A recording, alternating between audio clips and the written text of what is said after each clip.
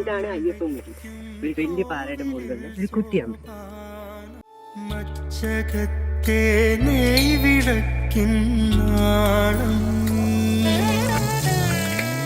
എറണാകുളം ജില്ലയിലെ കോതമംഗലത്തിനടുത്തുള്ള ചെമ്പിക്കോട് എന്ന് പറയുന്ന ഒരു ചെറിയ ഗ്രാമത്തിലാണ് ഈ അമ്പലം സ്ഥിതി ചെയ്യുന്നത്. ഈ പാറയുടെ മുകളിൽ നോക്കിക്കഴിഞ്ഞാൽ നല്ല പച്ചപ്പും അതുപോലെ തന്നെ നല്ല പ്രകൃതി ഭംഗിയെ ആസ്വദിക്കാൻ പറ്റിയ സ്ഥലവുമാണ് അയ്യപ്പൻമുടി.